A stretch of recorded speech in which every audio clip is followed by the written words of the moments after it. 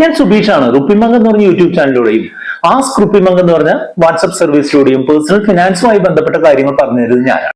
ഞാൻ personally invest ചെയ്യുന്ന short term mutual fund ഏതാണെന്നും എന്തുകൊണ്ട് ഷോർട്ട് ടേം മ്യൂച്വൽ ഫണ്ടുകൾ ഞാൻ ഉപയോഗിക്കുന്നു, എന്ത് കാര്യത്തിനായിട്ട് ഉപയോഗിക്കുന്നു എന്ന് അറിയാനായിട്ട് ഈ വീഡിയോ അവസാനം വരെ കാണാം.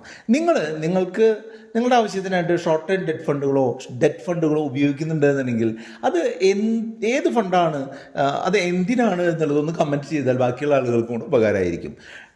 നിങ്ങൾക്ക് എല്ലാവർക്കും അറിയാവുന്ന പോലെ മ്യൂച്വൽ ഫണ്ടിലെ ഡെറ്റ് ഫണ്ട് എന്ന് പറഞ്ഞുള്ള കാറ്റഗറി എന്താണെന്ന് വെച്ചാൽ സ്റ്റോക്കുകൾക്ക് പകരമായിട്ട് കടപ്പത്രങ്ങളിലും ബോണ്ടുകളിലും അതുപോലെ ഗവൺമെൻറ് സെക്യൂരിറ്റികളിലും ഒക്കെ നിക്ഷേപിക്കുന്ന തരത്തിലുള്ള നിക്ഷേപമാണ്. അതായത് നമ്മൾ മ്യൂച്വൽ ഫണ്ടിലേക്ക് കൊടുക്കുന്ന പണം ആ ഫണ്ട് മാനേജ്മെൻറ്റ് കമ്പനി പല കമ്പനികളുടെയും പല ഗവൺമെൻറ് സ്ഥാപനങ്ങളുടെയും അർദ്ധ സർക്കാർ സ്ഥാപനങ്ങളുടെയും ഒക്കെ ബോണ്ടുകളിലും കടപ്പത്രങ്ങളിലും നിക്ഷേപിച്ച് നമുക്ക് നിശ്ചിത വരുമാനം ഒരു നിശ്ചിത സമയങ്ങളിൽ തരുന്നതിനായിട്ട് ശ്രമിക്കുന്ന ഫണ്ടുകളാണ് ഈ ഡെറ്റ് ഫണ്ടുകൾ. അതുകൊണ്ട് തന്നെ നമ്മൾക്ക് താരതമ്യേന സേഫായിട്ടുള്ള ഒരു ഇൻവെസ്റ്റ്മെൻ്റാണ് ഈ ഡെറ്റ് ഫണ്ടുകൾ. നമ്മളെപ്പോഴും ഒരു ചെറിയ കാലത്തേക്കുള്ള, അതായത്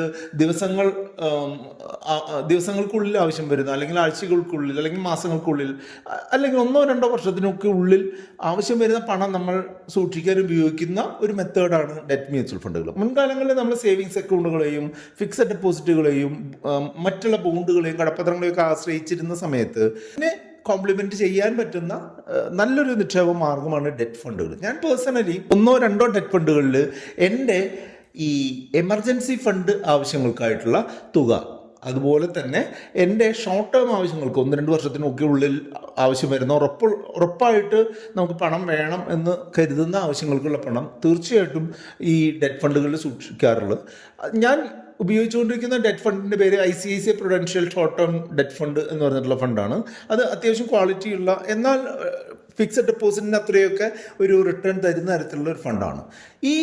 എപ്പോഴും ഈ ഫിക്സഡ് ഡെപ്പോസിറ്റുകളെ റീപ്ലേസ് ചെയ്യാൻ ഈ ഡെറ്റ് ഫണ്ടുകൾ ഉപയോഗിക്കാം എന്നുള്ളത് പല വീഡിയോയിലും ആളുകൾ പറയുന്നത് കേട്ടിട്ടുണ്ട്. പക്ഷേ എൻ്റെ ഒരു അഭിപ്രായത്തിൽ ഒരു ഫിക്സഡ് ഡെപ്പോസിറ്റിനെ 100% റീപ്ലേസ് ചെയ്യാനൊന്നും ആർക്ക് പറ്റില്ല, ഈ ഡെറ്റ് ഫണ്ടുകൾക്ക് പറ്റില്ല. കാരണം എന്താണെന്ന് വെച്ചാൽ ഡെറ്റ് ഫണ്ടുകളിലുള്ള ഈ ബോണ്ടുകളും കടപ്പത്രങ്ങളും ഒക്കെ പല കമ്പനികളുടെയും ആണ് എന്നുള്ളത് കൊണ്ട് തന്നെ അതിൽ നിന്ന് പണം തിരികെ കിട്ടുക എന്നുള്ളത് 100% ഉറപ്പുള്ള കാര്യമൊന്നുമില്ല. ബോണ്ടുകളിലായാലും കടപ്പത്രങ്ങളിലായാലും അതിൻ്റേതായിട്ടുള്ള റിസ്കുകളുണ്ട്.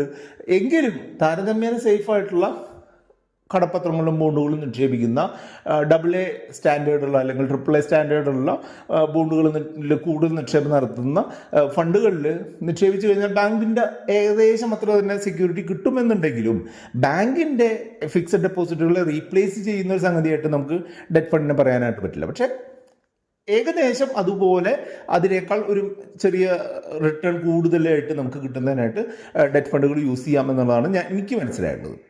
അതോടൊപ്പം തന്നെ ഈ ഫിക്സഡ് ഡെപ്പോസിറ്റിൽ നമ്മൾ 1000 രൂപ നമ്മൾ ഒരു 8% പലിശയ്ക്ക് ഒരു വർഷത്തേക്ക് നിക്ഷേപിച്ച് കഴിഞ്ഞാൽ ഒരു വർഷം കഴിയുമ്പോൾ 1080 രൂപ മുതലും പലിശയും അടക്കം നമുക്ക് തിരികെ കിട്ടും എന്നുള്ളത് 100% ഉറപ്പാണ്, അല്ലേ? ബാങ്ക് പൊളിഞ്ഞാലും നമുക്ക് 5 ലക്ഷം രൂപ വരെ ഡെപ്പോസിറ്റ് ഇൻഷുറൻസ് ക്രെഡിറ്റ് ഗ്യാരണ്ടി കോർപ്പറേഷൻ്റെ ഇൻഷുറൻസ് മുഖാന്തരം അതും കിട്ടുമെന്നുള്ളത് ഉറപ്പാണ്, 100% ഉറപ്പാണ് ഇന്ത്യയിൽ. അപ്പോൾ ആ ഒരു ഉറപ്പ് എവിടെയില്ല, ഡെറ്റ് ഫണ്ടുകളില്ല.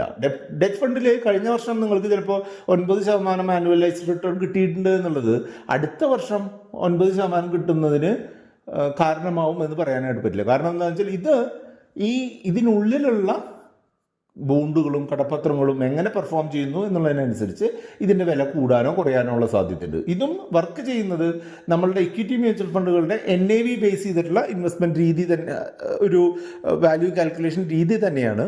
ഇപ്പോൾ ഇന്ന് 10 രൂപ വാല്യൂവിൽ ഞാൻ മേടിച്ചിട്ടുള്ള 100 യൂണിറ്റുകൾ 1000 രൂപ എനിക്ക് ഇൻവെസ്റ്റ് ചെയ്തപ്പോൾ 100 യൂണിറ്റുകൾ കിട്ടിയെന്നുണ്ടെങ്കിൽ ഒരു വർഷത്തിന് ശേഷം അതിൻ്റെ വില